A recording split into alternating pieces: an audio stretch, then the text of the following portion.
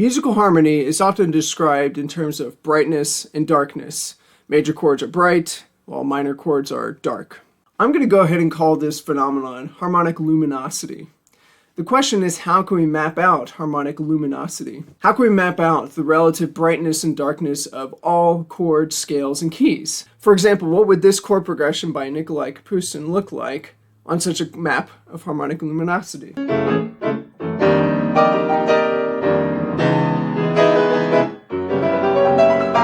This is from Kapustin's Sonata No. 2. I'm currently preparing this piece to perform it, and I thought it'd be interesting to share some insights as I go along. I often have a general idea of how a piece I'm practicing moves through harmonic space, but I wanted to see if I could share my understanding of this piece in more concrete terms. This led to the need for a more robust theoretical framework in which to map out harmony in general in terms of brightness and darkness. Composers like Kapustin capitalize on this contrast between major and minor, bright and dark, for expressive purposes. Another way composers create harmonic contrast is by modulating to other keys. So some keys will seem brighter, whereas other keys will seem darker. Then there's also modal interchange or modal borrowing, where you borrow chords from the parallel minor or the parallel major key. Kapustin's style is loaded with harmonic contrast, as is most jazz music. It's very complex, and here's what that sounds like.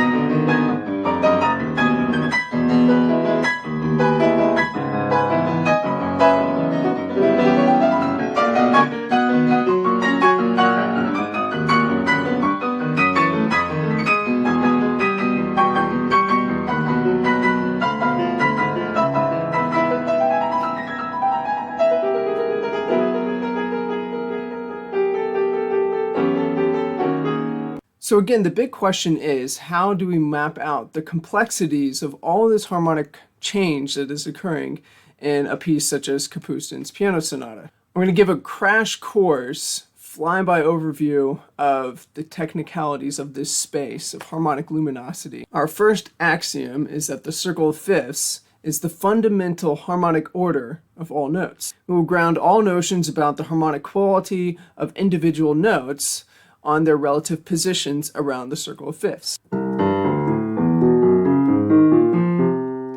The perceived brightness or darkness of tones relative to each other corresponds to their order around the circle of fifths. So going up by fifth from C to G is getting brighter, while going down by fifth from C to F is getting darker. And if we can continue, that's getting darker and darker. This is getting brighter and brighter. Scales, like individual notes, can be brighter or darker than each other based on their relative positions around the circle of fifths. We can also compare their individual notes to each other, what they have in common, what they have different. For example, the G major scale is brighter than the C major scale. You'll notice that the C major scale has most notes in common with the G major scale, with one note difference between the two of them. C major has an F in it. G major has an F sharp. So the one note difference, F, is what makes one scale brighter, one scale darker. C major is darker, G major is brighter. Likewise, we can compare major scales with minor scales. Our common notion would be that minor scales are darker than major scales. And we can test that by comparing C major with C minor. Here's C major, here's C minor.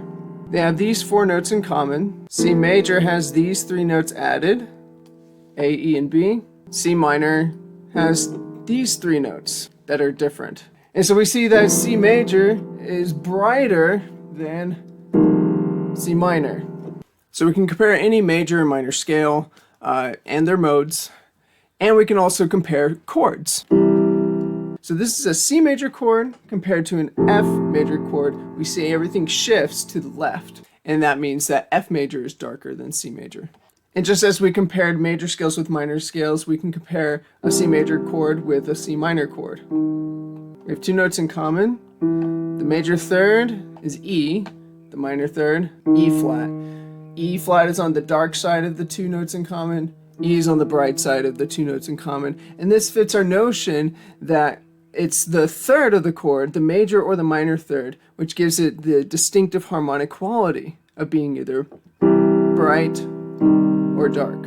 So this is the big idea. The big idea is, in general, we can use the circle of fifths as our fundamental measure between chords, scales, individual tones to see what their relative brightness and darkness is. Of course, we haven't laid out anything formally yet. It's still very general. There's some ambiguity in some instances.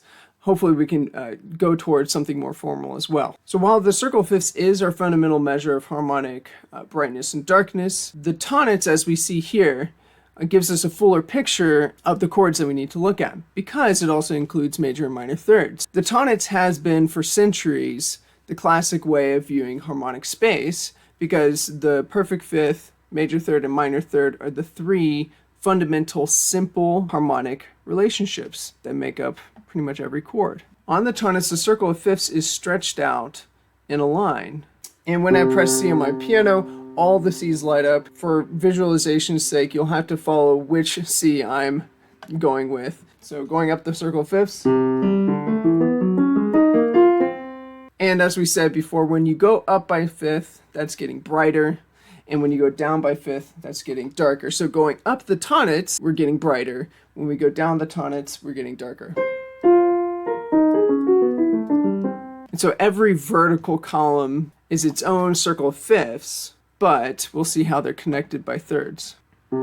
Every diagonal line going up and to the right is a major third, as we see from C to E. In the opposite direction, that's a minor third from C to E flat. The major-minor relationship is a flipping on the vertical axis from right to left. If we go down a minor third, that would be A, and that's on the same side as E, the major third. If we go down a major third, that's on the same side as the E flat, the minor third. So we have this vertical axis of harmony, where the bright thirds, major third up, minor third down, are going to the right, and minor third up and major third down are darker, and they're going to the left. They're on the left side of the axis. And so as we'll see further, in general, going up is bright, going down is dark, going to the right on the Tonnetz is getting brighter as well, whereas going to the left on the Tonnetz is getting darker. How do we know that E is brighter than E flat? Because we can see on the circle of fifths of C, on this one singular vertical line, E is above C. That means it's on the bright side of C, whereas E flat is below C if you look down in the circle of fifths. It's on the dark side of C. But this helps us to kind of visualize it more closely in its third relationship. Same thing with A and A flat. A is above C on the circle of fifths. A flat is below C on the circle of fifths. And so A flat is darker as well. So here's where the Tonnetz becomes really useful to us, is where we start to visualize chords with it. We see that a major chord is a triangle. A minor chord is also a triangle. So here we have the C major chord. And as we said, to the right is bright. To the left would be dark. And so if we want to make a major chord dark, we can make it minor, right? That's to the left. And so it flips to the left, and here we have that symmetry between bright and dark, left and right. We also see this with scales and keys. Here we have all the notes of the C major scale. If you just look at the trapezoid that's within the box, that's the C major scale laid out. If I make it C minor, it flips over to the left. So the bright major scale is on the right side. The dark minor scale is on the left side. What we want to do is think of a vertical channel in the Tonnetz as being a harmonic continuum, or a harmonic spectrum, a continuum from brightness to darkness, along which all chords can travel along. And so here you see two columns of notes, and these two columns of notes form a channel. This vertical channel orders all major and minor chords according to their order around the circle of fifths. As we go up the channel, we get brighter. As we go down the channel, we get darker. So you can think of these as being the smallest harmonic change possible from one chord to the next. That's why it's a continuum, a harmonic spectrum. This transformation also applies to seventh chords, ninth chords, and all of their extensions. So we can see what this looks like if we use seventh chords. Here's the C major 7. A fundamental step up would be E minor 7. Another step up, G major 7, B minor 7. We can also use ninths and 13ths.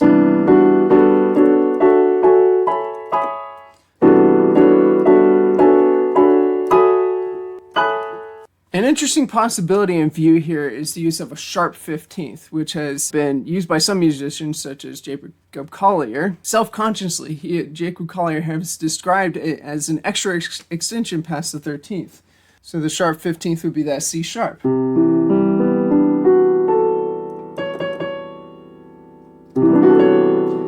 Jacob Collier explains this as being a continuous chord that could go on forever.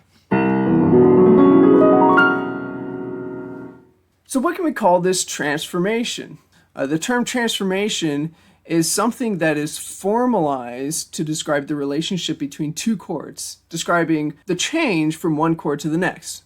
So for our purposes, we will call this step along the harmonic continuum a Lum transformation, L-U-M, which will stand for luminescence, harmonic luminescence. Again, going up the channel is getting brighter, going down the channel is getting darker. And so that step will be changing the luminescence of our harmony. We can describe the change between any two chords as a quantity of Lum, such as Lum 1, Lum 2, Lum 3, and so on, which is getting brighter, or going the other direction, getting darker by using negative numbers, Lum minus 1, Lum minus 2, Lum minus 3. So C to E minor is Lum 1. E minor to G is Lum 1 as well. And since it takes us 2 steps to get from C major to G major, 1, 2, we will call that Lum 2 from C major to G major. And since it takes us 3 steps to get from C major to B minor, that will be Lum 3, and so on and so forth. We can go the other direction, C major to A minor is Lum minus 1, C major to F major is Lum minus 2, it's getting darker. C major to D minor is 3 steps down the continuum, Lum minus 3. And we should start to hear more of a shift, a harmonic shift, when we do more dramatic Lums. Of Lum minus 4, for example. We're basically saying it's getting 4 degrees darker. But of course, this becomes more interesting when we start to use more extended chords, especially for jazz harmony. So say from C major to A major, so it's a Lum 6 shift. From B minor to B flat major would be Lum minus 7. So we can describe the change between any two major or minor chords, extended or not, with Lum. Lum 7 is a unique quantity of Lum in this harmonic space, which also connects us to good voice leading. Here's what Lum 7 sounds like in succession. Lum 7 takes half of the notes up by half step and leaving the other half the same. It takes us, for instance, from C major 7 to C sharp minor 7. If you focus in on the vertical channel in the center, it'll take us up 7 steps. But you'll also notice that it takes us to the right.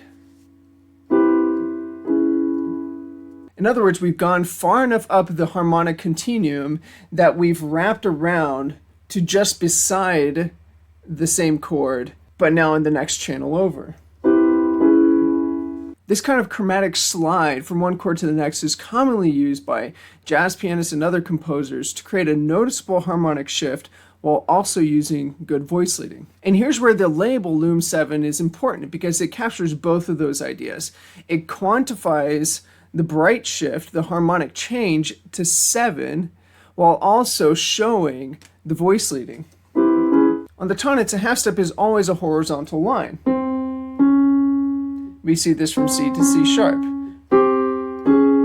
And the perfect fifth sliding up a half step. And so again, we see this flipping action, like from major to minor, but now happening over to the right.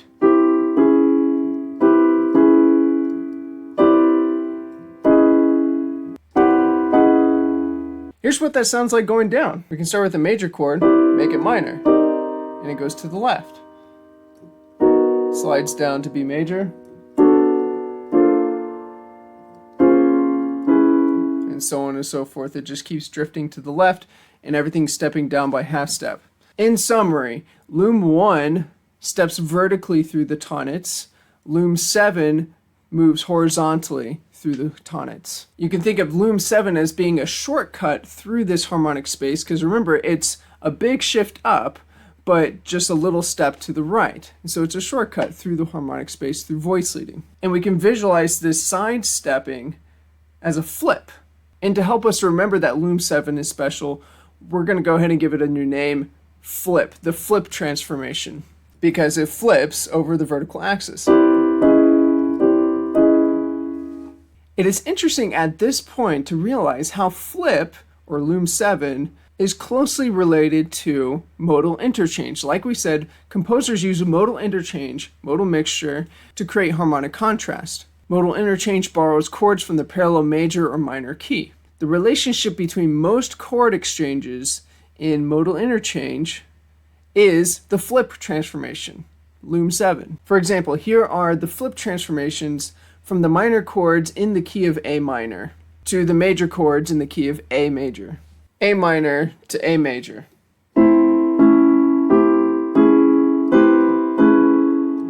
D minor to D major.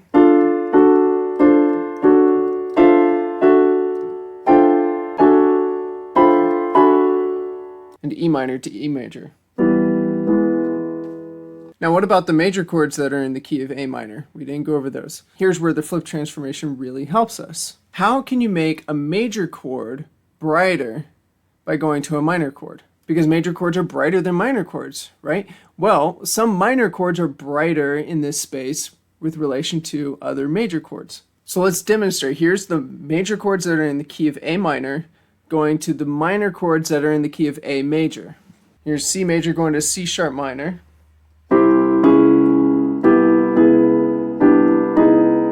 F major going to F sharp minor.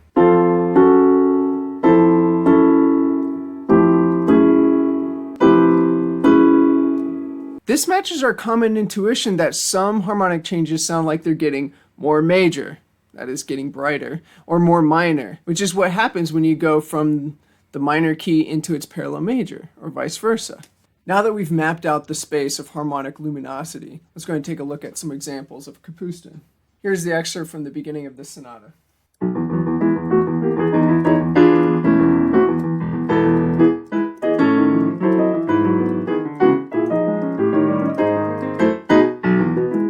Let's see how this looks on the Tonnetz. We can highlight each key as a section of each channel. It starts in E major, modulates to G sharp major, slips into E minor, which then flips to E major. The last chord of E major is C sharp minor 11, which flips to A sharp minor 11, missing the ninth. We have a passing chord, which is like a tritone substitution of the 5, then G sharp with added second, or A flat. It's easier to think of this chord as B flat minor 11 and A flat with a 2. Then F sharp half diminished, which is in the E minor, B13 to E major. So what are the Lum and flip transformations happening from chord to chord? Since they're not uniform chord structures, we'll have to tweak our understanding, think of subsets of the chord and how they flip into the next chord. The connection from C sharp minor to B flat minor is the switch of this triad into a major triad. The E traveling up to F, which is a flip transformation. What comes next is basically a 2-5-1 pattern with a tritone sub. The total action is a bright shift up in the same channel, the same key. We can approximate it as Lum 2 or 3. From A flat major, he uses the flip transformation into A minor with an added F sharp, which makes it an F sharp half diminished chord. And again, we see that slide up across channels. This then pivots over into E major to B13. What's happening here is modal interchange. We have the 2 of E minor going to the 5 of E major. And so the flip transformation helps us see that connection because they're not directly connected. But if we first think of the flip from F sharp into the major key, which is F sharp minor 7, we do see that flip over, and then the bright shift up into the 5 chord. And then back down to E major. In summary, the flipping from one channel to another is how we get these harmonic contrasts between different keys and modal interchange, while the Lum shift up the channel to closely related triads is how we go from one chord to another within the same key. Here's one more example of a chord progression, the one that I played at the beginning of the video, that uses near maximal harmonic change.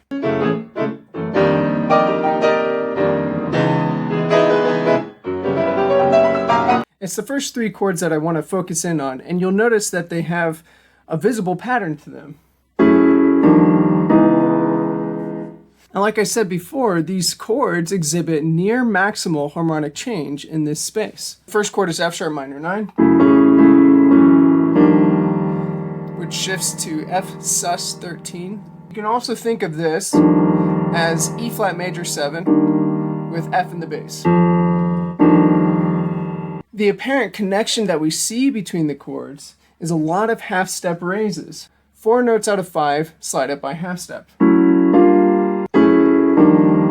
We already know that the flip transformation takes half of the notes up by half step. It's only natural to think that if we're to do flip twice, it takes all of the notes up by half step, or transposes up by half step. But that's not quite the chord that we get. If we're to do flip twice, a flip up, another flip up, we'd get G minor 9. But we do see that that's close. And so we have Lum minus 1.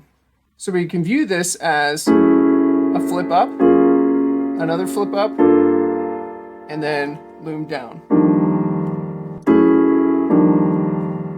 These labels help us to see how half step raises give us great harmonic contrast, and the small changes in Lum show the nearness of those chords.